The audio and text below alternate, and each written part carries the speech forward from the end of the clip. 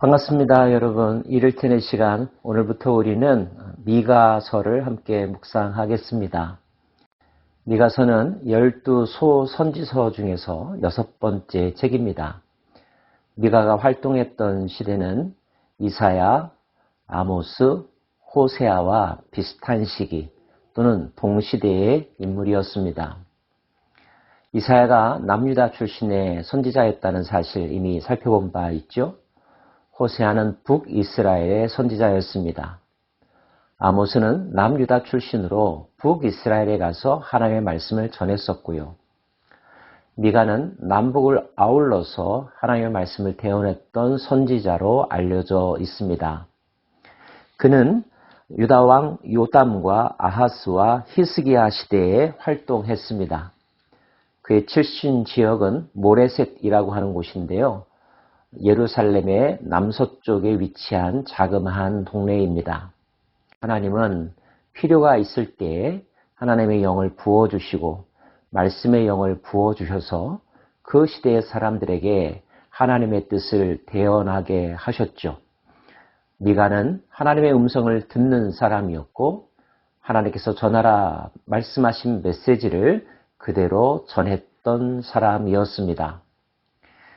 이미 살펴본 바대로 이사야나 호세아나 또 아모스가 활동했던 시대, 북이스라엘은 역사상 가장 큰 전성기를 누렸던 때였습니다.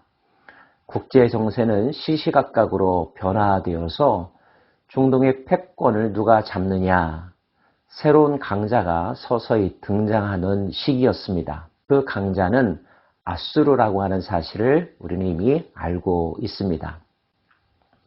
하나님께서는 미가를 통하여 그 시대의 사람들에게 무슨 말씀을 하셨을까요?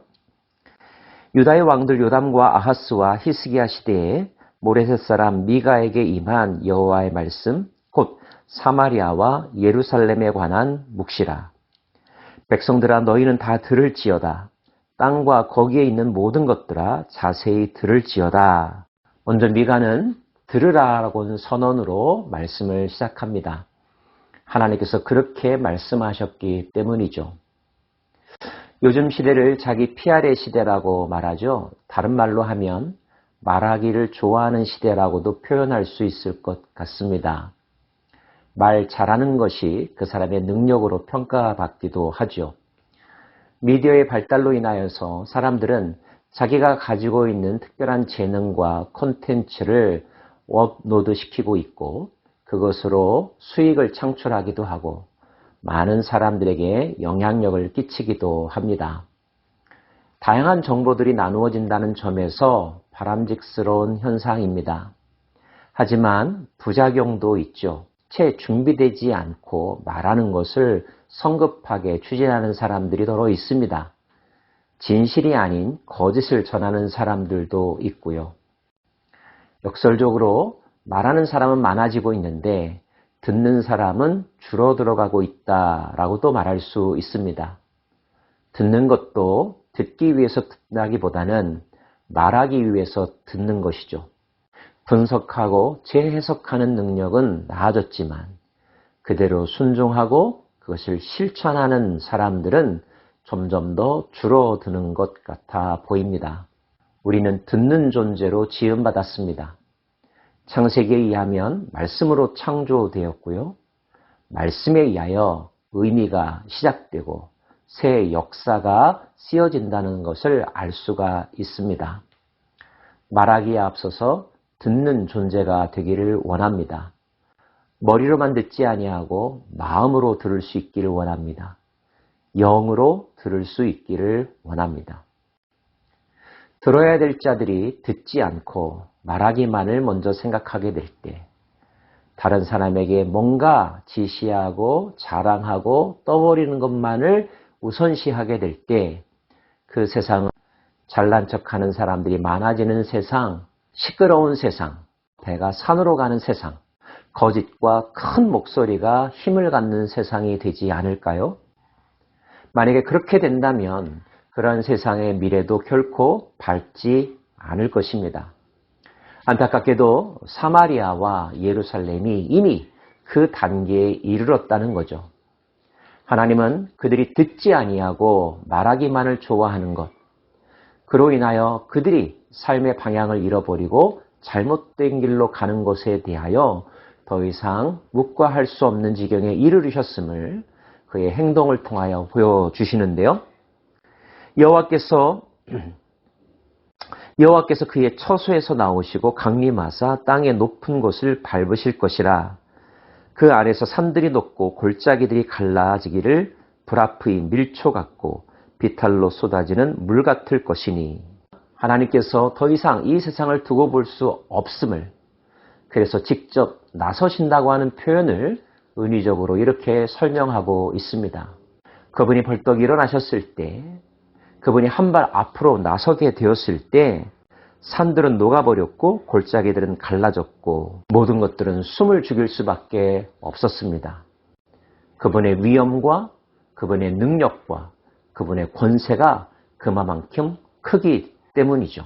안타까운 것은 그분이 직접 나서신 것이 그 시대 사람들에게 손을 잡아주고 그들을 보호하기 위해서가 아니라 그들을 징계하기 위해서라는 데 있습니다. 그들이 그럴 만한 일을 저질렀기 때문이죠. 이는 다 야곱의 허물로 말미암음이요 이스라엘 족속의 죄로 말미암음이라. 야곱의 허물이 무엇이냐? 사마리아가 아니냐? 유다의 산당이 무엇이냐? 예루살렘이 아니냐? 이러므로 내가 사마리아를 들의 무더기 같게 하고 포도심을 동산 같게 하며 또 그 돌들을 골짜기에 쏟아내리고 그 기초를 드러내며 그 새긴 우상들을 다 부서지고 그 음행의 값은 다 불살라지며 내가 그 목상들을 다 깨뜨리리니 그가 기생의 값으로 모았은즉 그것이 기생의 값으로 돌아가리라. 북이스라엘 사마리아의 악행을 우리는 호세아서를 통하여 그리고 아모스서를 통하여 이미 살펴본 바가 있습니다. 하나님께서 이렇게 북이스라엘 사마리아를 치려고 하신다는 이야기를 들은 미가의 마음은 어떠했을까요? 이러므로 내가 애통하며 애곡하고 벌거벗은 몸으로 행하며 들개같이 애곡하고 타조같이 애통하리니 이는 그 상처는 고칠 수 없고 그것이 유다까지도 이르고 내 백성의 성문 곧 예루살렘에도 미쳤음이라. 북이스라엘의 잘못 그리고 그에 대한 심판으로만 끝나는 것이 아니라 그 악영향이 예루살렘, 남유다에도 미칠 것이기 때문에 안타까워하고 애통해야 할 수밖에 없다는 것을 토로하고 있습니다. 나라는 둘로 나뉘어졌지만 북이스라엘과 남유다는 야곱의 후손들로 한 형제들이었기 때문이죠. 인접해 있기 때문이기도 합니다. 문득 남북한의 관계도 생각하게 됩니다. 바라기는 우리가 먼저 바로 서야 할 뿐만 아니라 우리 주변의 다른 나라들도 다른 이웃들도 바로 설 수 있기를 원합니다. 함께 다 살아야 하니까 말이죠. 미가는 남유다 땅에 임할 여러 가지 재앙을 12개의 도시들을 거론하면서 경고합니다. 가드에 알리지 말며 도무지 울지 말지어다. 내가 베들레아브라에서 티끌에 굴렀도다. 사빌줌이나 이어 사아난, 벳에셀, 마롯 등등의 지명들이 등장합니다. 10절에서부터 15절까지 거론된 이 도시들과 그 도시들에서 일어날 재앙들을 미가는 독특한 용법으로 소개하고 있는데요. 원어를 잘 알지 못하기 때문에 이해되기가 쉽지 않으시겠지만 제가 예를 들어 설명하면 울산은 울게 될 것이고 속초는 속임당할 것이며 로스앤젤스는 천사들이 버림받게 될 것이다. 이런 식의 표현입니다. 지명과 그 도시에서 일어날 재앙들을 비슷한 단어들을 사용하여 설명하고 있다는 점, 당대의 사람들에게 분명하게 기억시키기 위해서 미가가 사용한 화법이라고 이해하시면 됩니다. 분명한 것은 재앙이 남유다에 임할 거라는 것입니다. 그러므로 너는 내 기뻐하는 자식으로 인하여 내 머리털을 깎아 대머리 같게 할지어다. 내 머리가 크게 벗어지게 하기를 독수리 같게 할지어다. 이는 그들이 사로잡혀 너를 떠났음이라. 결국 다 망하게 되고 다 잃어버리게 되어서 빈털터리가 되고 초라한 모습이 될 거라는 것, 미가는 예언하고 있습니다. 그리고 이런 일들이 일어나게 된 근본적인 원인은 그들의 허물 때문이고 그들의 죄악 때문이라는 것을 분명하게 밝히고 있죠.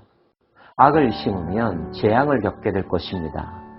선한 일을 행하면 복을 누리게 될 것입니다. 악한 행동을 하는 사람들의 밑바탕에 어떤 태도가 있습니까? 듣지 않는 태도가 있습니다. 진리의 음성에 귀 기울이지 않는 것, 진리의 말씀을 거역하는 것, 듣지 않음과 불순종이 악을 더욱더 강화시키며 악으로 인한 심판을 재촉한다는 것 잊지 않기를 원합니다. 기도하겠습니다.